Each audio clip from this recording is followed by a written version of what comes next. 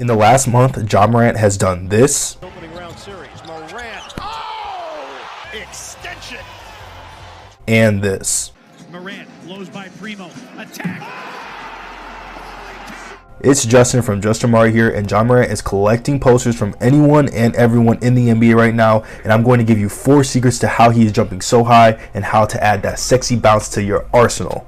The first thing I'm going to go over is his ground contact times when he jumps.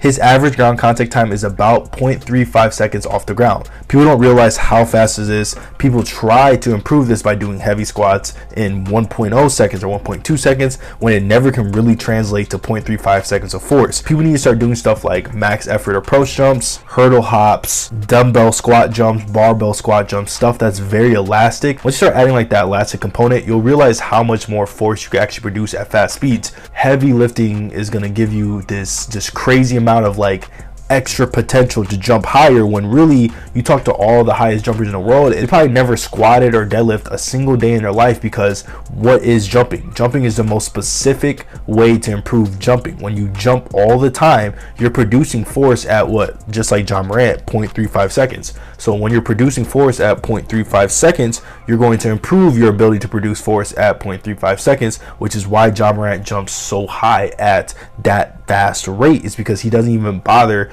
doing all these heavy lifts. He does plyometrics. We see him do videos of plyometrics. He does a lot of crazy dunks that end up, posterizing people. That only improves his ability just to jump high at approach speeds. A lot of people can produce a lot of force, but they can't bring in the speed like Ja Morant. A lot of this has to do with your tendons. A really long Achilles tendon is vital to jumping higher. Not only tall people have this crazy Achilles tendon, actually your regular 5'8" guy can have a really good Achilles tendon too. The longer the Achilles is, the better you are at storing and releasing energy, which is how you produce force in an elastic activity like an approach jump, a vertical jump, or a dunk. Anything that's really fast in velocity is going to utilize your Achilles tendon. First, look at this guy who is jumping around 30 to 40 inches in a standing vertical jump. Then also look at this guy who has a crazy vertical jump, but he does the jump without a counter movement. This takes out the stretch shortening cycle and his Achilles tendon and is pure brute muscle force. You need this brute muscle force in, like I said earlier, 0.35 to 0.4 seconds, but when you add the Achilles tendon and the stretch shortening cycle, that turns you into a slingshot and you're really shooting out the cannon extremely fast. So easy ways to train your tendons is by doing simple things like pogos, single leg pogos, assisted jumps, deep squat jumps, alternating lunge jumps, broad jumps, and bounds are all really good exercises for training your tendons to become extremely elastic and become a slingshot so you can produce force at a very fast rate. These are easy ways to train your tendon to become very elastic like Ja Morant's tendons, but what you can't change to be similar to Ja Morant's is his genetics. If this is blowing your mind right now, hit the like button and comment if your tendons are long or short, and if you don't know, ask a question and I'll answer it for you. Ja Morant's genetics are important, but let's really take a look at how he was training as a kid. Your genetics are not as important as your upbringing. If you're getting countless of explosive reps and mastering your technique as a kid and always competing, you're going to be a crazy athlete when you get older, even if all the type of stuff you're doing as a kid had no science to it. This is why you see these crazy athletes in high school and in college, and you ask them, hey, what do you do to get faster, jump higher? And they're just like, I don't do anything, I just chill. It's because all they do is the most specific things. They just jump all the time at the playground, they play basketball all the time, they sprint all the time, and this is how you actually improve the most specific thing you're trying to improve, which is dunking or jumping higher or sprinting. Just doing it without thought in your mind, especially when you have a competitive nature around you all the time. You can't do anything to change your upbringing, especially if you're a grown man now, but changing your technique is an easy way to give you 3 to 5 inches on your vertical right now. There are a few things that anyone can do similar to Ja Morant when it comes to his technique.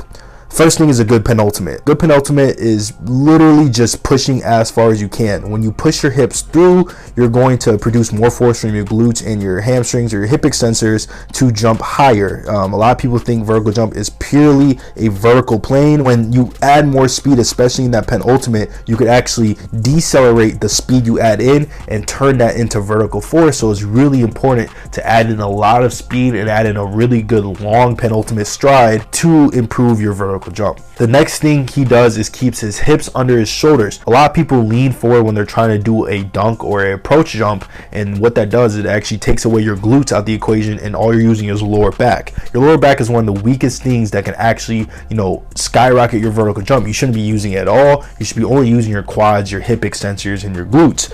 So you want to improve this by keeping your hips under your shoulders, which means you're pushing your hips through and keeping a tall chest the entire time, and then you can push into that penultimate with a tall chest and explode up and throw down a crazy dunk like this one right here. The last technique is that he drives his hands all the way above his ears. This is important because when you drive your arms back, you're actually activating your glutes, especially when you drive them far back up. So it's important to get your arms as far back as possible, and if flexibility is a limiting factor, then you need to start working on your shoulder mobility to actually improve this back swing so you can produce more force vertically. It's important to not just go and try to improve these drills without any thought in the world. So I'm actually going to give you 2 exercises right here that can improve these 2 aspects right away. The first drill, you're just going to improve your vertical jump arm swing. So you're just going to stand up right here and then drive your arms as aggressively back as possible. This is to teach your body how to drive arms back on a penultimate, which, like I said, is very vital to having a better vertical jump.